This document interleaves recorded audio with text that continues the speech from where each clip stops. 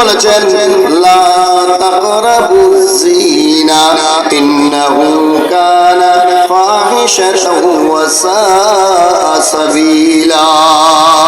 সুবহানাল্লাহ আল্লাহু আকবার বলেন। বাবা আমার বন্ধুরা গভীর মনোযোগ। আল্লাহর নবী রাহমাতাল লিল আলামিন এই জিনা পাপকে বড় অপছন্দ করেছেন, ঘৃণা করেছেন। এই জিনা করলে অনেক বড় ভয়ানক গুনাহ হয়। আল্লাহর নবীর দরবারে একজন রমণী আসলেন, বেদুইন মহিলা এসে রাসূলুল্লাহ সাল্লাল্লাহু আলাইহি সাল্লামের কাছে বসলেন। আমার নবী যখন জিনার ভয়াবহতা ব্যাখ্যা করলেন, বর্ণনা করলেন, আল্লাহর বান্দি রাসূলের দরবারে এসে রাসূলের সামনে দাঁড়ায়া গেলেন, ডাক দিয়ে বলেন, নবী গো, ও মায়ের নবী, প্রাণের নবী, আমি জিনা করেছি, আপনি আমাকে জিনার শাস্তি দেন। সুবহানাল্লাহ।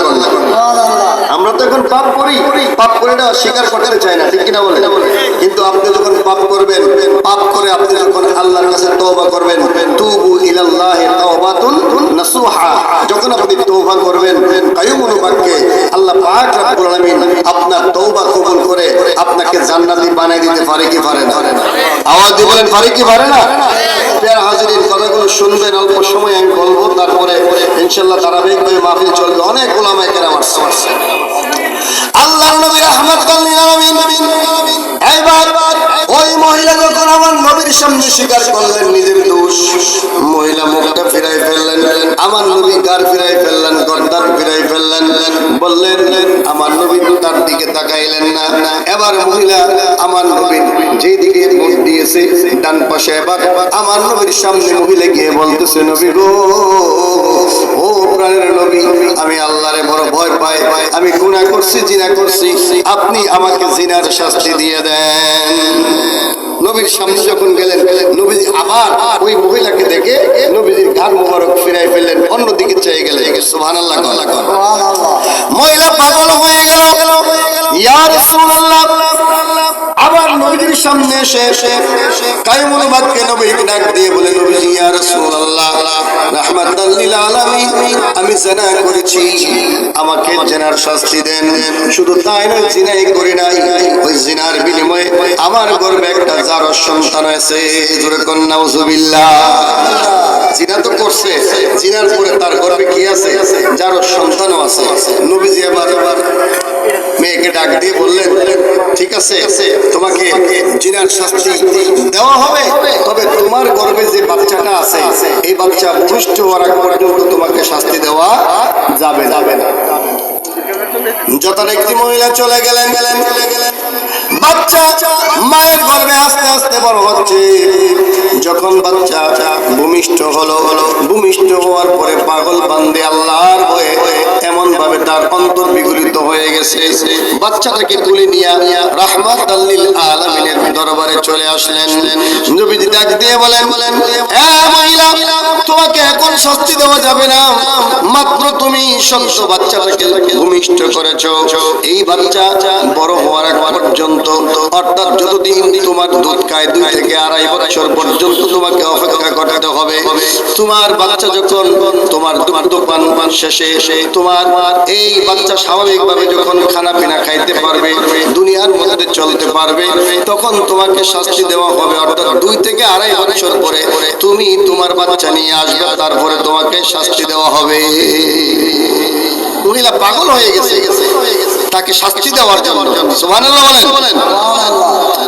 প্যারা হাজিরিন, বাবা আমার বন্ধুরা, মহিলা আবার চলে গেলেন। যথারীতি 2 থেকে 2.5 বছর পরে বাচ্চা যখন বড় হলো, এবার মহিলা বাচ্চাটাকে তুলে নিয়ে রাহমাতাল লিল আলামিনের দরবারে চলে আসলেন।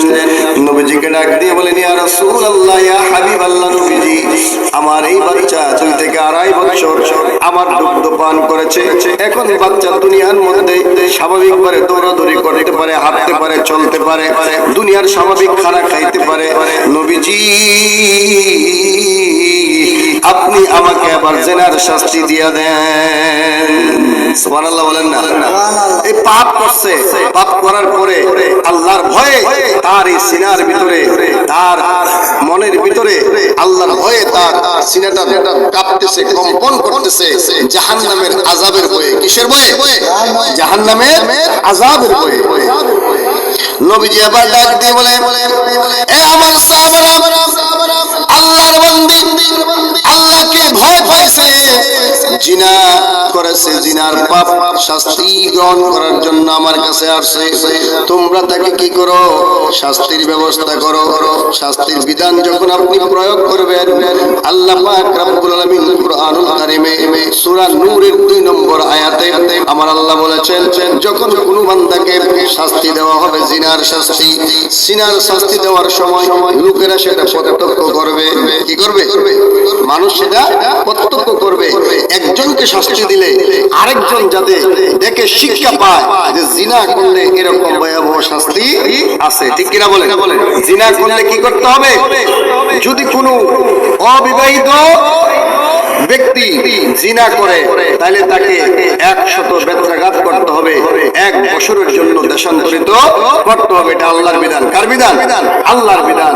আর কোন যদি বিবাহিত পুরুষ জিনা করে তাহলে তাকে পাথর মেরে 100 দুর্রা মেরে তাকে পাথর মেরে হত্যা করতে হবে। এটা হলো আল্লাহর বিধান।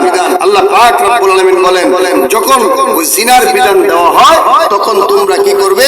ওখানে উপস্থিত হয়ে প্রত্যক্ষ করবে। সুবহানাল্লাহ। আর জোরে কোন সুবহানাল্লাহ। প্যারা হাজিরিন, বাবা আমার বন্ধুরা, আমার দয়াল নবী রাহমাতুল লিল আলামিন এবার সাহাবা কেরামকে ডাক দিয়ে বলে, এ আমার সাহাবারা, আল্লাহর বিধান অনুযায়ী গর্ত করো। ওই আল্লাহর বান্দীকে তাকে কি করতে হবে? কবর পর্যন্ত মাটির মধ্যে গর্ত করে দাফন করতে হবে। উপরের যে অংশ, এই আপনার কবরের উপর থেকে তাকে পাথর মারতে হবে। পাথর মেরে মেরে ক্ষত বিক্ষত করে তাকে হত্যা করতে হবে। যথারীতি আমার নবীর কথা অনুযায়ী কাজ।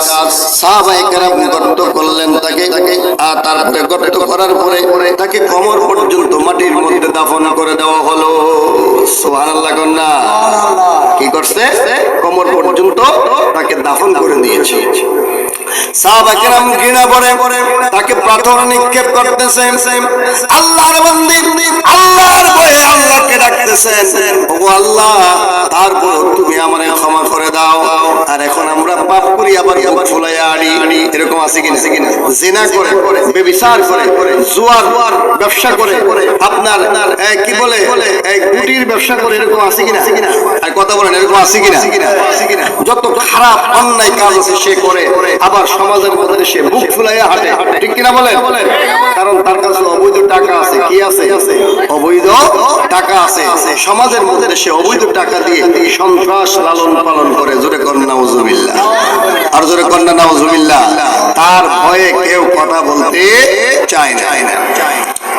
বাবা আমার বন্ধুরা, আল্লাহর নবী রাহমাতুল লিল আলামিন নির্দেশ দিলেন, আবার তাকে পাথর মারো। রাহমাতুল লিল আলামিন দূর থেকে সেটা অবলোকন করতেছিলেন। পাথর মেরে মেরে আল্লাহর বান্দীকে হত্যা করা হলো। পাথর মেরে হত্যা করে এবার আমার দয়াল নবীর কাছে সাহাবায়ে কেরাম আসলেন। সাহাবা কেরাম এসে অনেক সাহাবারা বলতেছে, নবী গো, ও প্রাণের নবী, জাহান্নামী এই বান্দীকে পাথর মেরে হত্যা করে আসলাম। জোরে কন্যা নাউজুবিল্লাহ।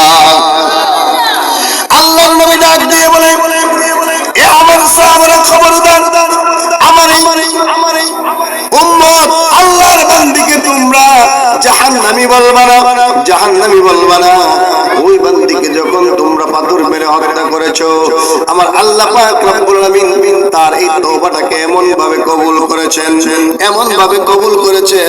তোমরা পাথর মেরে তাকে হত্যা করার সঙ্গে সঙ্গে আমার আল্লাহ তাকে জান্নাতি বানায়া দিয়েছে। জোরে কোন সুবহানাল্লাহ।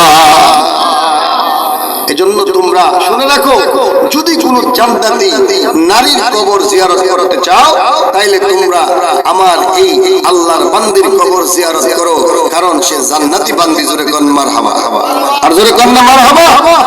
তাহলে এই যে জিনা ব্যভিচার, এটা আমাদের মধ্যে আছে কিনা? জোরে কোন আছে কিনা?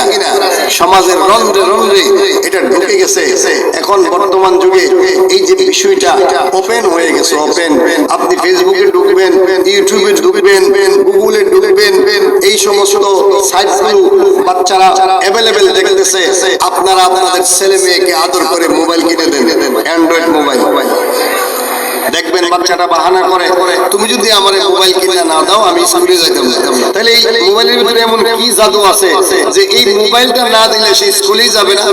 ঠিক কিনা বলেন? আছে কিনা? আছে কিনা? আপনি আপনার বাচ্চারা দামি মোবাইল কিনে দিলেন, আপনি তাকে তদারকি করতে হবে সে আসলে কি এই মোবাইল দিয়ে লেখাপড়া করে না অন্য কিছু করে। এটা দেখার দরকার আছে না? যেরকম আছে কি নাই? আছে। পেয়ারা হাজিরিন, এটা আমাদেরকে খেয়াল রাখতে হবে।